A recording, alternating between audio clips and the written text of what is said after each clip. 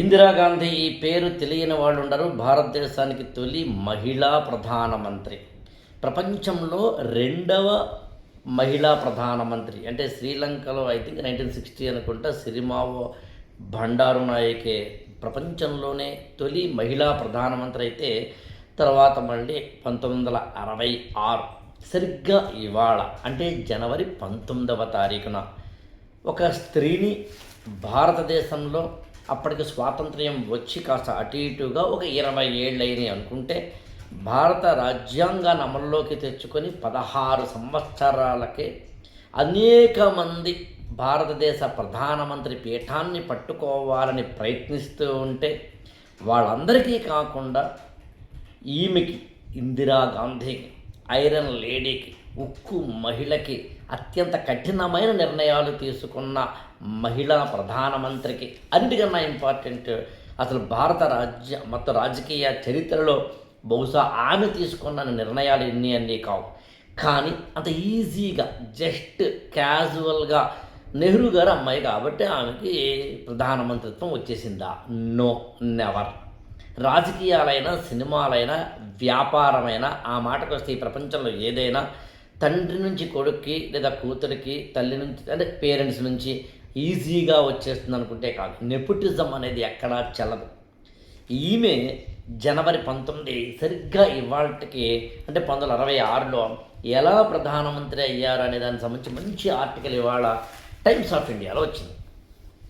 మనం civil సర్వీసెస్కి prepare అవుతున్న స్టూడెంట్స్గా కానీ, అసలు జీవితంలో కానీ, వ్యాపార రంగంలో కానీ, రాజకీయాల్లో కానీ ఎవరైనా ఎత్తుకి ఎదగాలి అనుకుంటే, ఇందిరాగాంధీ అంతకు ముందు అంటే 1966కి ఒక 10 ఏళ్ళు ముందు నుంచి అనుకోవచ్చు కాస్త అటు ఇటుగా. ఆమె అంటే దాదాపు 1917 ఆ ప్రాంతంలో పుట్టుంటారు ఆమె. నాకు తెలిసి భారత మనకి స్వాతంత్రం వచ్చే సమయానికి ఆమె ఒక 30 ఏళ్ళ దాకా ఉంటాయి అనుకుంటే, ప్రధానమంత్రిగా నెహ్రూ గారు ఉన్నప్పుడు ఆ తర్వాత కూడా ఆమె చాలా కీలకమైన వ్యక్తే కాంగ్రెస్ పార్టీలో కానీ, భారత రాజకీయాల్లో కానీ, రాజనీతిజ్ఞతలో కానీ.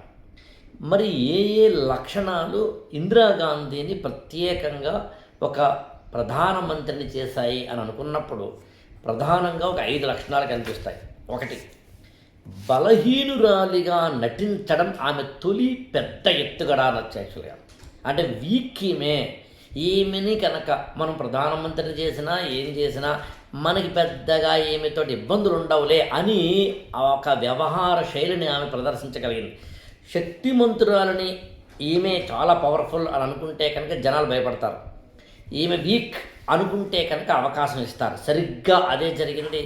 లాల్ బహదూర్ శాస్త్రి తాష్కెంట్ ఒప్పందం తర్వాత భారత ప్రధానమంత్రిగా ఉన్నప్పుడు మరణించిన తర్వాత కాంగ్రెస్ పార్లమెంటరీ పార్టీలో ఎవరికి ఇవ్వాలి తర్వాత ప్రధానమంత్రిత్వం అనుకున్నప్పుడు ఇందిరాగాంధీకి దక్కడానికి గల ప్రధాన కారణం ఏంటంటే, అంతకుముందు ఆమె చాలా వీక్గా, క్యాజువల్గా, తండ్రి చాటు బిడ్డగా, షాడోగా ఉండడం వల్ల ఈమె కనుక ప్రధానమంత్రి అయినా నష్టం లేదులే అని ఇతర ఎంపీలు, కాంగ్రెస్ లీడర్స్ అనుకోవడమే ప్రధాన కారణం.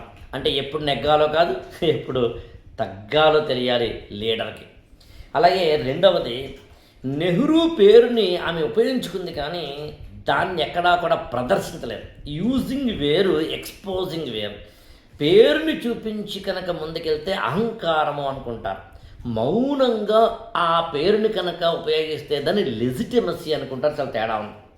ముఖ్యంగా ఇటీవల మనకి భారత రాజకీయాల్లో కానీ, తెలంగాణ రాజకీయాల్లో కానీ, ఆంధ్ర రాజకీయాల్లో కానీ తండ్రి నుంచి కొడుక్కి వారసత్వంగా వస్తున్నప్పుడు ఈ నెక్స్ట్ జనరేషన్ వాళ్ళని చూడండి కావాలంటే నాన్న పేరుని ఎక్కడ వాడాలో ఎక్కడ వాడకూడదు తెలియకుండా, ఎక్కడ పడితే అక్కడ వాడేసి, వాడాల్సిన చోట వాడకుండా, వాడకూడదు చోట వాడేస్తుంటే ఏమవుతుందంటే ఇదిగో ఇదే అవుతుంది.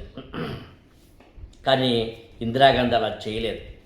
అలాగే అప్పట్లో మొరార్జీ దేశాయ్ కానీ అలాంటి కొంతమంది నాయకులు కానీ ఒక సిండికేట్గా ఏర్పడడం లాంటి వారు కావచ్చు, ఇతరత్ర వారు కావచ్చు, వాళ్ళందరినీ కాదని కేవలం ఇందిరాగాంధీకే కాంగ్రెస్ పార్లమెంటరీ పార్టీలో దాదాపు అందరు ఎంపీలు ఆమె వైపు ఉండడానికి గల కారణాలు ఏంటంటే, గట్టివాడు కనుక ఉంటే, మొరార్జీ దేశాయ్కి చాలా గట్టివాడు అనే పేరుంది యాక్చువల్గా.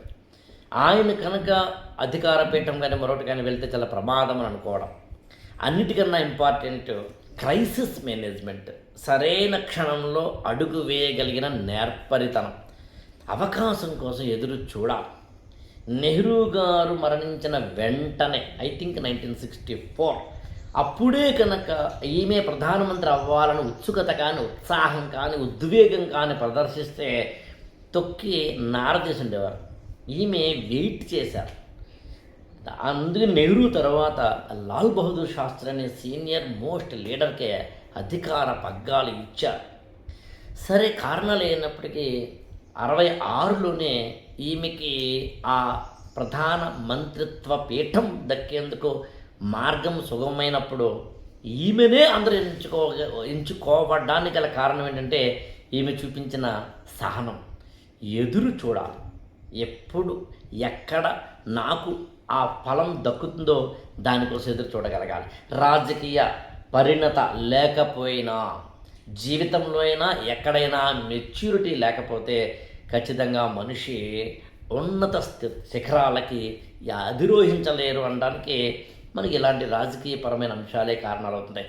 ఏది ఏమైనా భారతదేశ రాజకీయ చరిత్రలో పోస్ట్ ఇండిపెండెంట్ ఇరాలో ఒక ఇందిరాగాంధీ శకం, ఆమె చూపించిన పరిణిత ఆలోచన విధానం, రాజకీయత, రాజనీతిజ్ఞత ఇవన్నీ కలిపి సరిగ్గా ఇవాళకి 1966 జనవరి 19న ఆమె భారతదేశ ప్రధానమంత్రి కావడానికి గల కారణాలు అయ్యాయి. Thank you so much. IAS for all ఛానల్ని సబ్స్క్రైబ్ చేసుకోండి, లైక్ చేయండి, షేర్ చేయండి.